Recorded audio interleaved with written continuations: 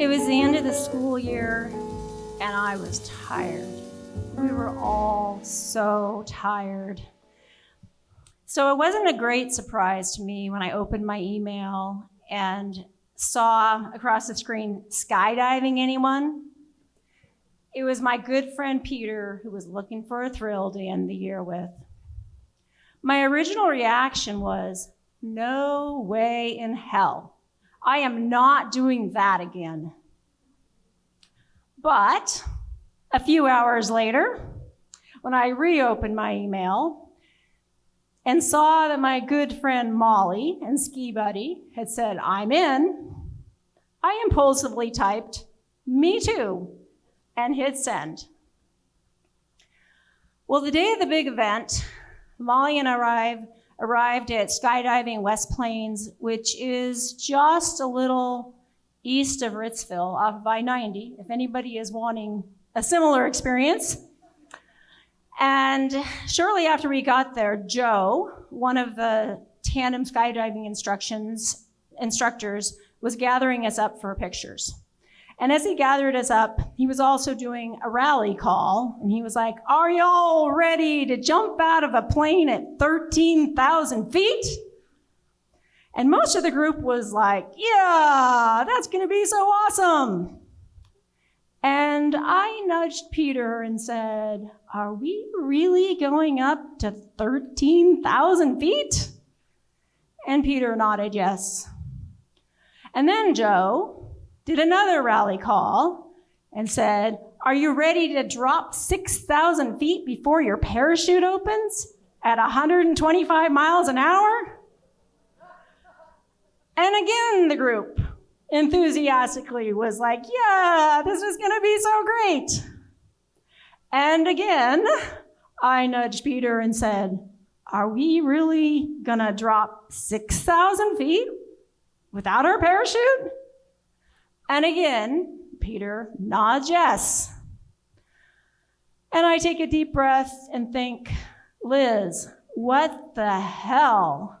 Why do you not ever read any of the brochures? Why do you not even look on the website before you say yes?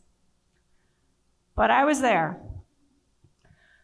The first plane that went up took Molly and Ray was my superintendent and principal.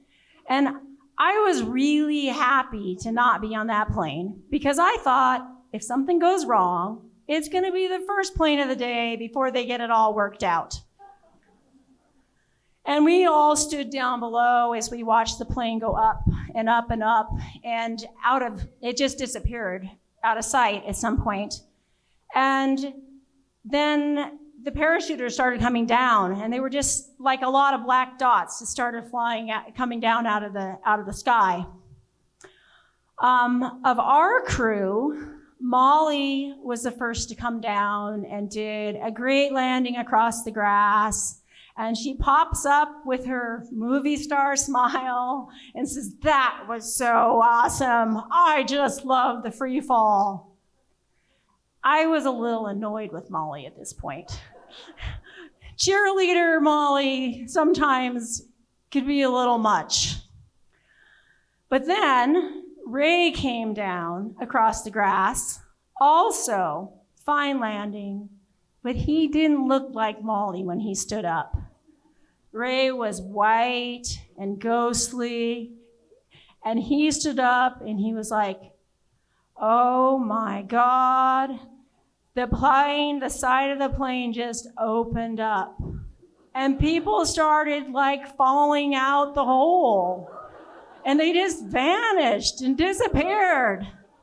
And while they were disappearing, Molly was laughing. So Ray's words were like a punch in the gut to me.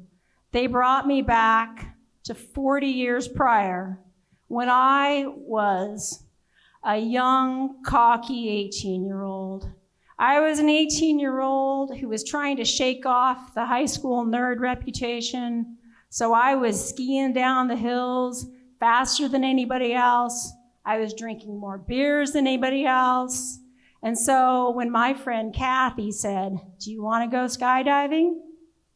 I said, of course.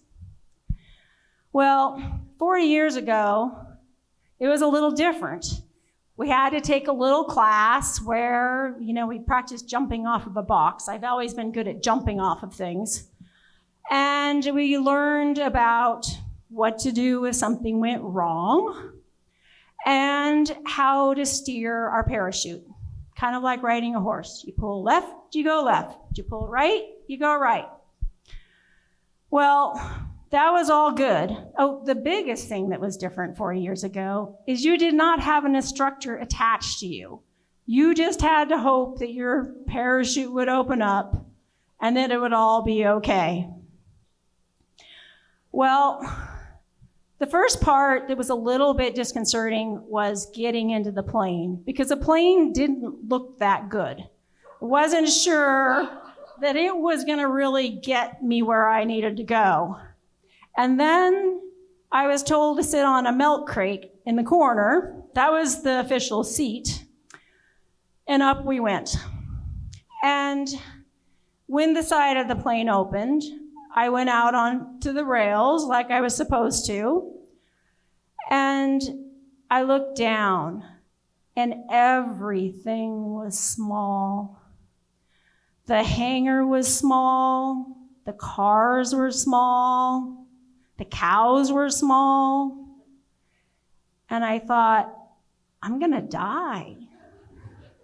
I don't even want to die. Why am I here? There is a theme there. And I jumped. And I screamed. And then I thought, oh my God, Liz, you're supposed to do something. And so I arched my back. And I looked up, and I said, 1, 1,000, 2, 1,000, 3, 1,000, big, round, symmetrical. And my chute was supposed to be big, round, and symmetrical. But it wasn't. It was in the shape of a streamer. And a streamer was one of those formations of parachutes that we were supposed to pull off of our back and pull a back up off of our chest. And I was a little confused as to how to do any of that because I wasn't really paying attention during the class. The instructor had said at one point, you don't need to know any of this. Nothing ever goes wrong. And ADD me went, okay, we don't need to pay attention here. But I was like, oh my God, I don't know what to do. So I counted again. And on the last big, round, symmetrical, my parachute opened up. And I was just giddy. I was giddy with relief. I was now finally just floating around, and I thought, oh, I can go left, and I can go right, and it's all good. But I was coming down fast, and I was supposed to be following some arrow somewhere down on the ground at the landing field, and I didn't know where the arrow was, and I was nowhere near the arrow. I was coming down fast, and I thought I was going to land on one of those cows I had looked at earlier. And so I just thought, okay, I'm going to land on a cow. And then at the last minute, I was like, I'm not going to land on a cow. I'm going to go right through the barbed wire fence. And I covered my face, and I prepared to crash. And I landed with a thunk. And I was all wet. I was like in a swamp or something, and I looked up. I was 1 foot from the fence. I was just like a foot from the fence. And I just laughed hysterically, and I told myself, never again. I am never doing that again. Well, of course, 40 years later, as a wise 58-year-old, here I was going back on a plane to jump out at 13,000 feet this time. And I really was trying to still compartmentalize and pretend this wasn't going to happen. But as we went up, Anande, my instructor, did a play-by-play. She'd look at her altimeter and say, "It's 3,000 feet. It's where you jumped last time." And then at 7,000 feet, she said, "Oh, this is where our parachute will open." And at 12,800 feet, she said, "We're almost there." Well, once again, the side of the plane opened. People were actually, a lot of old men were on that plane, and they were all jumping out the side gleefully. But after they went, my friend Melinda went next, and Melinda went out the side with a big smile on her face. And I just really still didn't want to be there. But Anande pushed us towards the edge, and as I was thinking I would grab on and maybe say, "Can we maybe not do this?" we went over the side. And I just remember falling and falling and falling. And at one point, probably, I don't even know if it was before or after my parachute opened, Anande tapped me on the shoulder and said, "Look." And it was beautiful and astonishing, and you could see like forever, but it wasn't worth it. And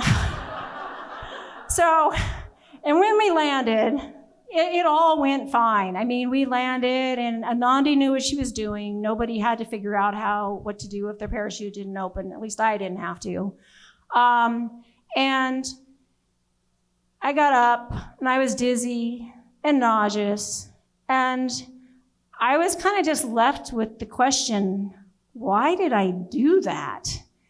And the answers kind of were, well, partly it's the ADD thing. You know, the impulsive, "Oh yes, I'll go," and then forget that you even said you would go. And some of it was still like going back to being the 18-year-old. I guess I still had something to prove.